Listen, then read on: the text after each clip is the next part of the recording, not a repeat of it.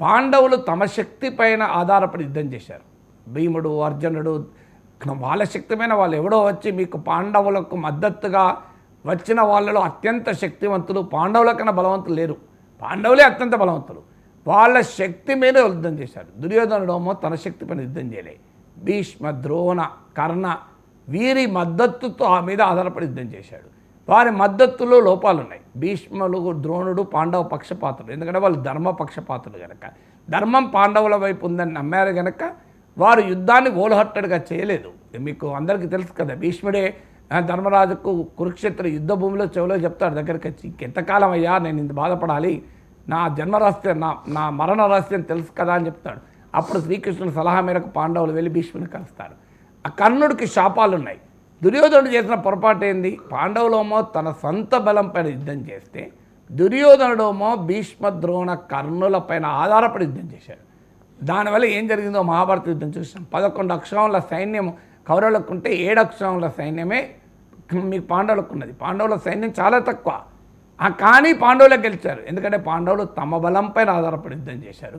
దుర్యోధనుడు నమ్మటానికి గ్యారంటీ లేని ఇతరుల బలం మీద చేశాడు. సరిగ్గా జెలెన్స్కీ పరిస్థితి ఇప్పుడు అదే. తన బలం పైన తాను యుద్ధం చేయలేదు, రష్యా తన బలం పైన తాను యుద్ధం చేసింది. ఉక్రెయిన్ ఏమో అమెరికా, యూరప్ బలాన్ని చూసుకుని యుద్ధం చేసింది. అమెరికాలో ట్రంప్ అధికారంలోకి రావడంతో చేతులెత్తేశాడు. సో చేతులెత్తేసడంతో రష్యా పక్షపాత అయిపోయాడు ట్రంప్. ఇప్పుడు ఉక్రెయిన్ పరిస్థితి వెలువెలుతనుకున్నది. అందువల్ల అది రెండవ తప్పు. స్ట్రాటజిక్ అటానమీని కోల్పోయి ఇతరుల మద్దతుతో నేను యుద్ధం చేస్తాను అనుకుంటే అది పొరపాటు. ఈ బలం ఎంత చూసుకోవాలి. మూడవది ఏంటంటే, అసలు అమెరికా వెస్ట్ అంచనా వేసింది ఏంటంటే, ఈ యుద్ధం కొనసాగితే ఉక్రెయిన్కు మేము కొంతకాలం మిలిటరీ సాయం చేసి యుద్ధాన్ని కొనసాగిస్తే ఒకవైపు ఏమో యుద్ధం జరుగుతూ ఉంటుంది, రష్యా పైన మేము ఆంక్షలు విధిస్తాం, దీంతో రష్యన్ ఎకానమీ దెబ్బతింటుంది. మీకు బైడెన్ అంటాడు rouble will become a rubble అంటాడు. సో బైడెన్ మీకు రష్యన్ ఎకానమీ దెబ్బతింటుంది, పుటిన్ పైన తిరుగుబాటు జరుగుతుంది, ప్రపంచంలో రష్యా ఏకాకవుతుంది. ఈ 3 అంచనాలు ఉండే అమెరికాకు, యూరప్కు. ఒకటి, రష్యన్ ఎకానమీ దెబ్బతింటుంది మేము విధించిన ఆంక్షల వల్ల అన్నారు. కానీ రష్యా ఎకానమీ దెబ్బతినలే, ఎందుకంటే పుటిన్ ముందు జాగ్రత్తగా భారీగా ఫారిన్ ఎక్స్చేంజ్ డాలర్ విదేశీ మారక నిల్వలు పెట్టుకున్నాడు. ఆయిల్ ట్రేడ్ ఇండియాతో, చైనాతో నడిపాడు. ఈవెన్ యూరోప్తో కూడా. యుద్ధానికి ముందు 40-45% of European energy supplies were met by Russia. యుద్ధం తర్వాత కూడా ఇప్పటికీ 8% European energy supplies are met by Russia only. So అందువల్ల రష్యా పైన ఆంక్షల వల్ల రూబుల్ పడిపోయింది, ఇనీషియల్గా పడిపోయింది. కానీ ఇవాళ పరిస్థితి ఏంటి? 2022లో డాలర్కు రూబుల్ ఎంత ఉంది, ఇప్పుడు అంతే ఉంది, తేడా ఏమీ లేదు, ఆల్మోస్ట్ సేమ్ ఉంది. అంటే రష్యన్ ఎకానమీ కొలాప్స్ కాలే. పుటిన్కు వ్యతిరేకంగా తిరుగుబాటు వస్తుంది అనుకున్నారు, రష్యన్ ప్రజలు పుటిన్ వెనకాల సమీకృతమయ్యారు, నేషనలిస్ట్ సెంటిమెంట్ పెరిగి. మూడోది, రష్యా ప్రపంచంలో ఏకాకి అవుతారన్నారు, ఏకాకి కాలే. ఈవెన్ ఇండియా లాంటి దేశం కూడా రష్యాతో ఫ్రెండ్షిప్ కంటిన్యూ చేసింది. చైనా మరింత క్లోజ్ అయింది, నార్త్ కొరియా, ఇరాన్లు సహకరించాయి. మీకు ఇవాళ కరస్క్ ప్రాంతంలో రష్యా తరఫున 10,000 మంది నార్త్ కొరియన్ సోల్జర్లు పోరాడి ఉక్రెయిన్ ఆక్రమించుకున్న భూభాగంలో 90% రీక్యాప్చర్ చేసుకున్నారు. ఇలా రష్యా ఆఖరికి ఫైనల్గా అమెరికా అధ్యక్షుడే తన వైపు తిప్పుకోగలిగాడు పుటిన్. సో అంటే క్లియర్గా అమెరికా, యూరప్ వేసిన వ్యూహాత్మక అంచనాలని తప్పని తేలిపోయాయి. ఈ పొరపాటు ఇప్పుడు యుద్ధము అనేది it is a strategic decision. యుద్ధ భూమిలోనూ యుద్ధానికి ముందు కొన్ని వ్యూహాత్మక నిర్ణయాలే కీలకం.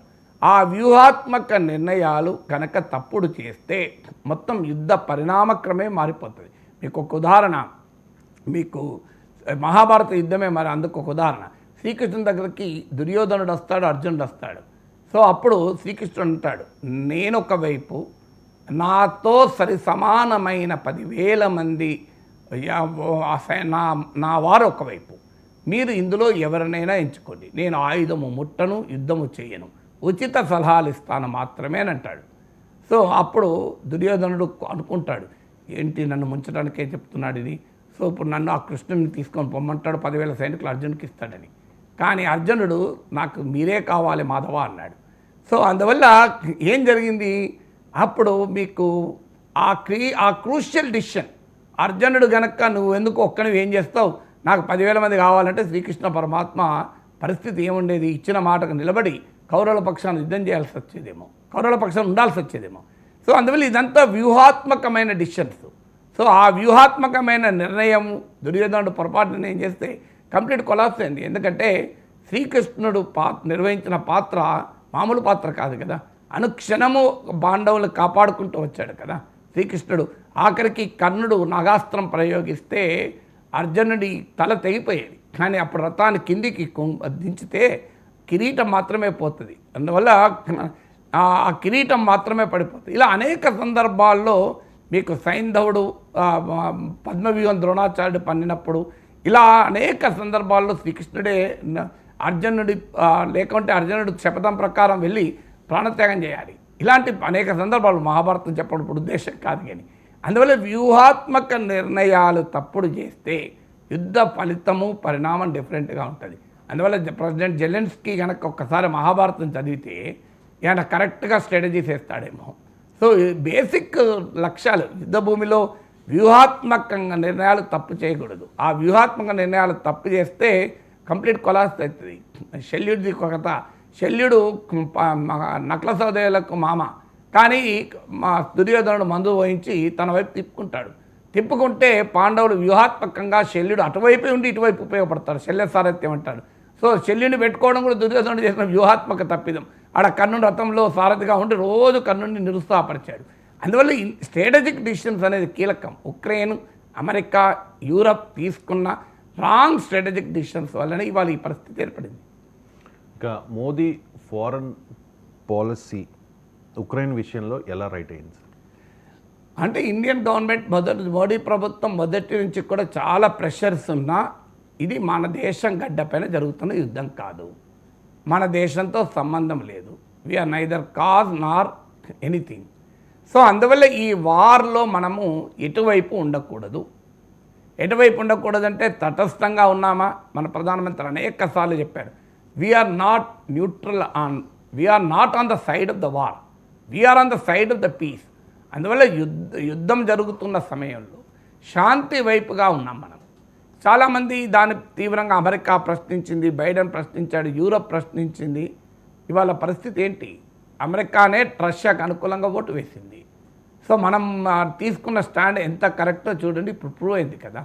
సో మనము ఎక్కడ రష్యా ఆక్రమణను సమర్థించలేదు, అదే సమయంలో రష్యా పైన ఆంక్షల్ని సమర్థించలేదు.